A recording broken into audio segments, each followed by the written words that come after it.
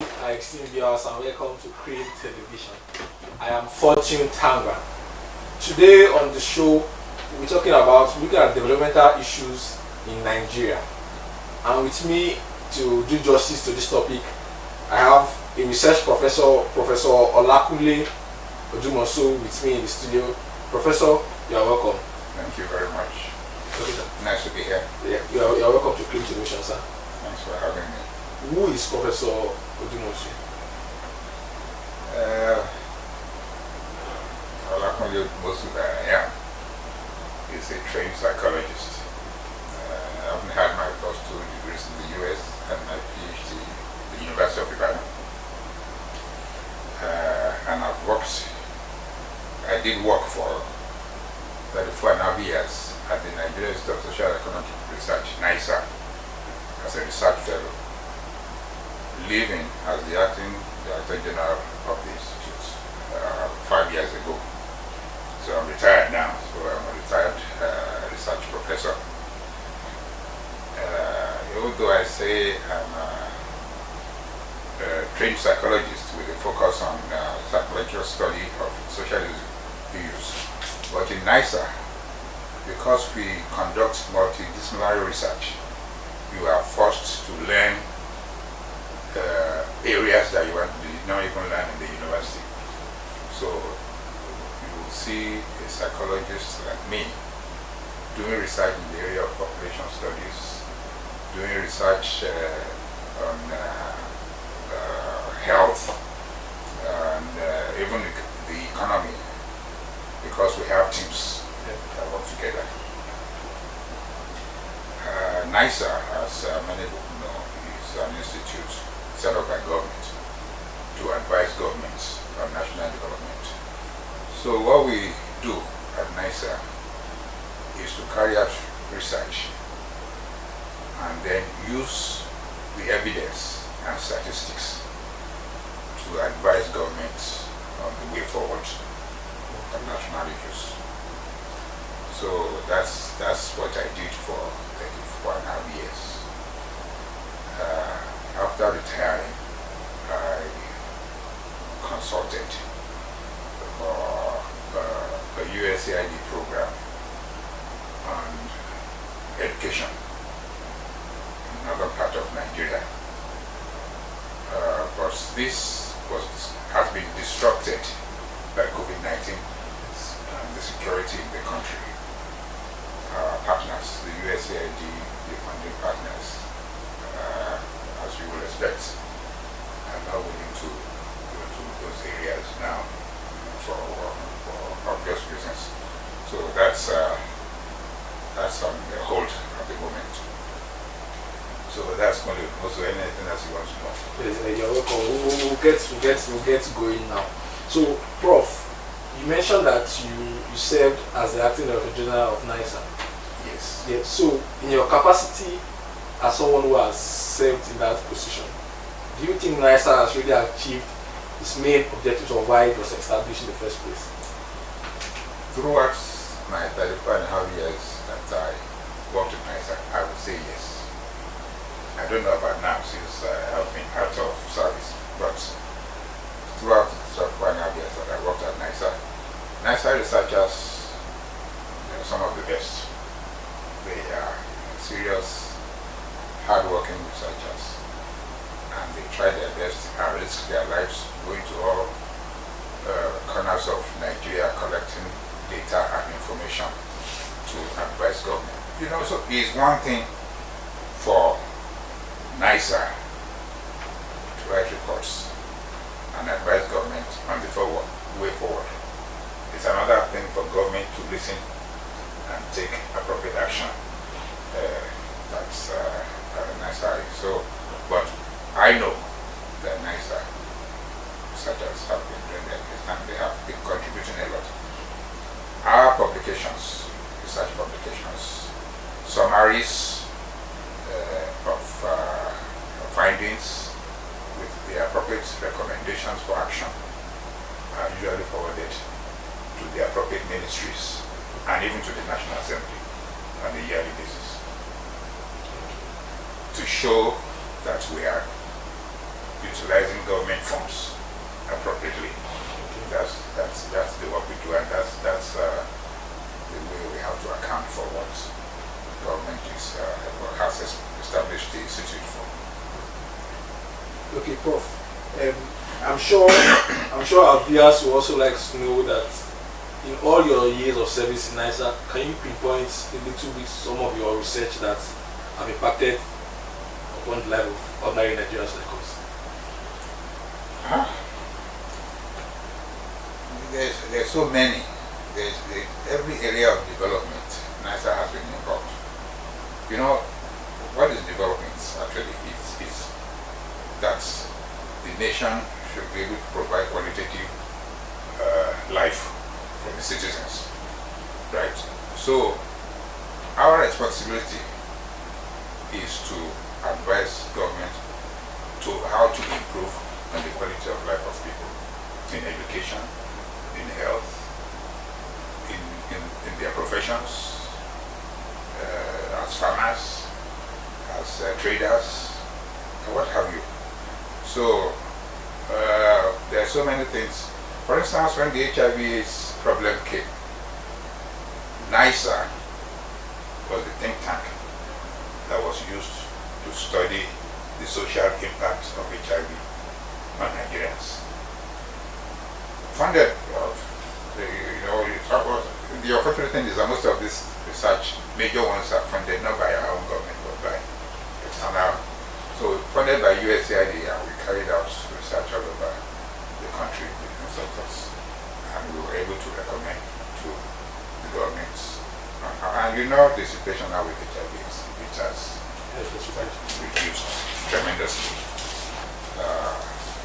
Also, we have carried out research in education, providing solutions here and there. The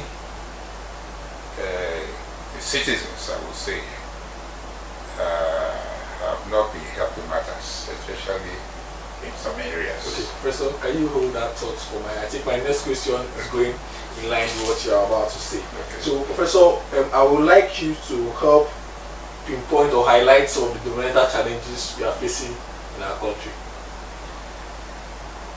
We have challenges in every sector. And you see, by the Constitution, government is supposed to provide almost everything that will achieve a good quality of life for the citizens. Is it in education, in health, agriculture, economy, provide the environment for everybody to achieve their goals in life. And when the government is not performing, or is not seen to be performing as it's supposed to, the citizens are supposed to complain. Citizens, what I observe is that citizens complain, but they channel their complaints to the wrong government sometimes. Recently, you notice everything that happens, every negative aspect of our life, we are more ready to complain that, oh, this Buhari government, federal government, that is not, and that is wrong. If Nigerians can focus on the governments that are responsible for failures, our governments will achieve more. Let me give you an example. There was a video circulating on social media about a primary school in Delta State where children could not go to school. It was waterlogged and everything. And I looked, it was almost 90% of the commentators were abusing the federal government for allowing such a thing to be happening. Is primary school the responsibility of the federal government? Of course not. By our constitution, basic education, which is primary and junior secondary, is the responsibility of local governments. The federal government assists by funding from the UBEC funds. They assist the local governments. Secondary education is the responsibility of state governments. Even though the federal governments have, I think, 2 secondary schools in each state. They call it The unity schools. but the state, over 90% of secondary schools belong to the state government. It is at the tertiary education level that belong to the federal government. And but we now have state governments also having their own. So when you have problems at the local government level, we shouldn't be shouting federal government, federal government. In our neighborhoods, the roads are bad, no drainage is not like that. It's not all federal government affair. We are not making what I'm saying is we are not making the government that is responsible to be accountable, because we are not calling them to the attention of what they are supposed to do. Do you understand what I'm trying to say? Yes. If you have problems with basic education, it shouldn't be a federal government's affair. We shouldn't be complaining about the federal government allowing it to happen. It is the responsibility of the states. Because, of course, when you complain to the local government, they will say the states have not released their funds, or after paying salaries of teachers and we don't have much to do. But then it is a local problem. If we make our governments accountable, I believe things will improve. It's having to get our people to understand that when you go around, even if you, where I haven't been in local transportation recently, but you are at the airport or the train station and you see people complaining about government, but the complaint is to the wrong person. Okay. You know what I mean? Yes. If we are not ready to make the state government accountable or the local government accountable, we are not going to achieve. Because if you are complaining the federal government, the federal government will say where they are sitting. But it's not a problem, and they won't do anything about it. Okay. Professor, that is great. I also want to bring to your notice, are you aware of the autonomy the local governments now have? Yes. Yes.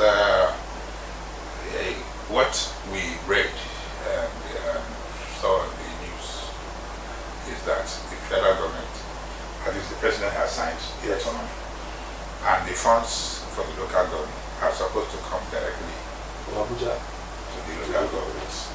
So what is happening? So you think there's now a disconnect between the governors and the local government chairman? But what are our people doing? We have a House of Assembly that are supposed to oversee affairs of the local government. What are they doing to assist the local governments if the local governments are not receiving their funds as they are supposed to? The House of Assembly, they are supposed to monitor activities in the local governments. Have they received their funds? Are they using appropriately? That is, they oversee, they're supposed to be overseeing these things. But what are they doing? You know, if the local governments are not receiving their funds, why don't they call the governor, the state government to order? Say, what's happening? These people are complaining that they don't have money to do what they're supposed to do. Why? The joint account is supposed to have been stopped. But I don't think that's been stopped. Of course, the federal, I don't know how they're doing it, but somehow power play is there. Okay, Professor, and that's really interesting. But I want to drag you away from citizens' apathy and citizens' involvement in politics, away to economic issues. Currently, the inflation rates. I read one of the dailies this morning that inflation rates went up to about 25% in 1 month. What do you have to say about that? I'm not an economist, but in a situation where we are not experts, you know, most of the products we use in Nigeria we import, right? We are not making the foreign exchange, so we have to be dependent on what the dollar is, the exchange rate. So, and also, besides the exchange rate, internally we have problems.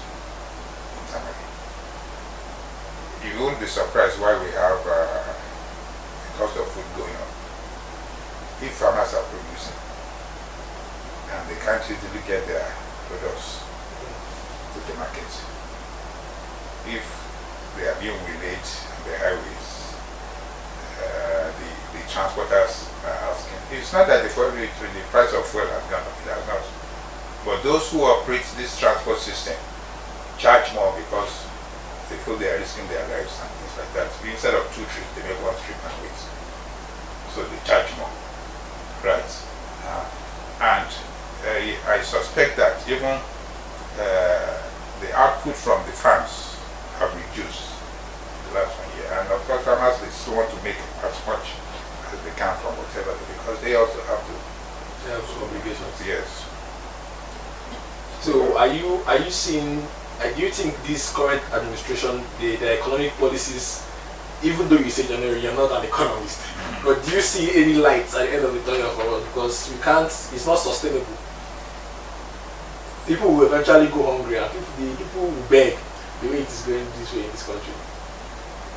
Yes, I'm also begging now because, but there are so many things that have now contributed to the situation we're in. Just like I said, look at me. I'm supposed to be doing some work, some research outside this area. I can't. The research has been stopped because of COVID-19 and security. Those two have affected many people and many things. So there's no doubt that, and it's not just Nigeria, it's all over. But we are mismanaging whatever we have. That's the problem. But the COVID-19 has affected almost every country. There was a program I saw recently that have to advertise in a TV station. But what it showed was that in UK, in US, and some European countries, if you go to the shelves are not as full as they used to. It's not because the people don't have the money to buy, but the industries that provide those goods have had problems because of COVID. They had to shut down last year, even though people are now going back to work, but they are not at 100% capacity yet. So business is not good for many people. Same here. So business is not good for us. It's not. And with the security situation in the country, it's definitely is affecting agriculture, which is the mainstay for many people, especially in the rural area. And if it's affecting agriculture, also prices will go up. So we have the combined problems of COVID-19 and security is affecting the economy presently. Okay, thank you. So thank you very much, Professor. I have one last question concerning the economy. Yeah. So are we going to absorb the federal government a little bit of the challenges we are facing economically due to COVID? Are we going to cut them a little slack? I don't know if we want to cut them with slack. Even those in government know they have not performed to the optimum. They know. If you hear TV interviews of members of the ruling party, the APC, they accept that even though they have tried, they know that they have not performed or achieved as much as they would have loved to achieve. They accept that problems in the country. So I don't know if it's about economists lacking, but I know they are trying. I know there are some very good people in government. But like I said, our focus should not be all at the federal government. There are many things that should be handled at the state and local government level. For instance, issue of food. Why are we still importing rice? How come all the states governments cannot go about and plant rice? We cannot grow rice in this country everywhere. We should be exporting rice now, not importing. In any case, like I tell some of my friends, I eat local rice. Those who buy foreign rice are only risking it because you are likely buying expired rice, that have been in silos for who knows years. But the Nigerian rice, they are fresh. Some will say they have stone. So shift it. They are fresh rice now, yes. And more nutritious. So the issue is, if the state governments, for instance, in Western region, the states in the Western region, in the days of Awolowo, we had this. He established all these farmlands all over the place, including grazing reserves for cattle. What happened to them? Some of those in the Ibadan area, they are now building houses, where they used to even have dairy, used to have milk. We have cocoa. The cocoa house and all of those were built in Liberty Stadium, were built with cocoa money. Now what do we do with that cocoa? We just package it and send overseas. It is processed there and sent back to us as chocolates, and we buy at exorbitant prices. Why can't we add value in our own country? Why can't the southwest countries, states, cultivate enough cocoa and process in our states here and export? Same with rice, same with cashew, same with so many things. So we can't just be blaming the federal government. What are the states doing? This is not a federal government affair. This is a state affair. Even local governments, they can assist local governments. Once in a while you see the CBN says they are funding farmers to do this, they are funding small-scale industrialists to do it. So, yes, the CBN is doing the right thing. But are the state governments providing the environment to let these things be sustainable? Look at the rice a couple of years before COVID-19. Lagos State and Kebbi State decided to go into collaboration to provide rice. And they brought down the price of rice in Lagos State. Isn't that something? What is wrong with us continuing that in other states? There's no state where we cannot grow rice. This is the way to bring down the price of food. But security is very important. Okay. In the middle belt, where we call food basket, the security situation, especially in Benue State, is very terrible. And it's not just Benue State. I'm just using it as an example. If we don't secure our states, it will not be easy to achieve everything that is supposed to be achieved. Okay, Prof. If I followed everything you just said, the major factors that will determine if this country moves forward, the state has a major role to play. Yes. In the developmental strides of the federal government has its own role, states have their own role, and also the local governments. Okay. But we should not be complaining about federal government all the time. We miss the point. Yes, it is the one in charge.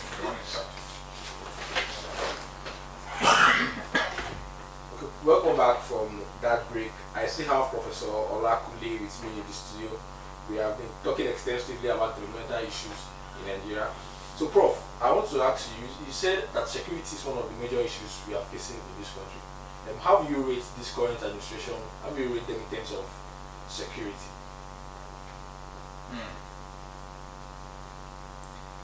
Well, we all know that the security situation has gotten worse over the years, in the recent past. And even though government is saying they are doing their best, the situation doesn't seem to be improving from the way the citizens are seeing probably everywhere. People are afraid to travel. People, when you are afraid to travel, then even when you want to achieve goals in terms of your business or family affair, and you are scared of traveling because of kidnappers or bandits, and it's a big problem. It dislocates the whole system. So, yeah, of course, we cannot give the government a pass mark. No, not yet. So what would be your grade? Grade? You know, it's those of us in the Southwest, we are lucky. It's not as bad. It is when you travel outside this area that you realize that things are very bad. Of course, it affects us. It affects researchers. NASA researchers, for instance, like I said, when they travel, they risk their lives. We risk our lives when we go to the north, to the east, to even anytime you are on the road, you are risking your life anyway. So, in a situation where you are always afraid to travel, you can say that you're going to give somebody a pass mark for protecting you. And the responsibility of government is to secure the lives and property of the citizens. If they are not doing that to your satisfaction, you can't say you are satisfied. Okay, Professor. We are about rounding up this interview, but I still have two more questions for you. The first is that one of the main objectives of NISA is that you collaborate with other research institutes, you collaborate with schools, and these collaborations, what have they actually got out during your time whilst you were in that agency? No, it's a good way of doing research. You just don't limit it to researchers in their own institutes. There may be experts from the universities, from other research institutes that are experts in the area. The whole idea is to assist governments in planning. So, whichever way we can do it, we do it. For instance, while I was there, we had a project on religion and development. And it was funded by the British agency. And they had researchers from all over the country studying different aspects. The whole idea is to have reports, summaries, and recommendations to governments to ensure that we have peace in the country, that we don't allow religion to affect developmental goals of the country. And it was a very good project, and it helped. We had meetings with all the religious sectors of the country. And the problem we have now is not religion. Do you think it's religion? I don't think so. But some might beg to differ. No, it's not that religion is not there, but it's not the major problem we have now. Ethnicity is more of a problem than religion right now.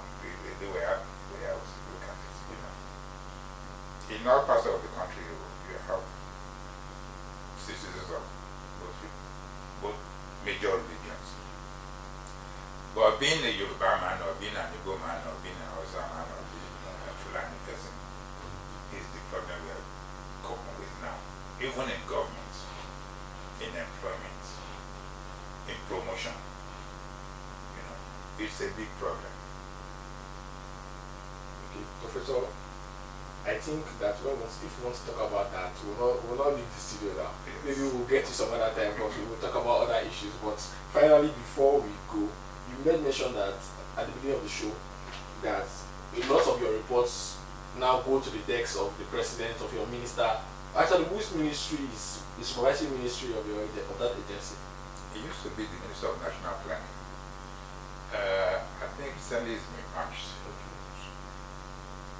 The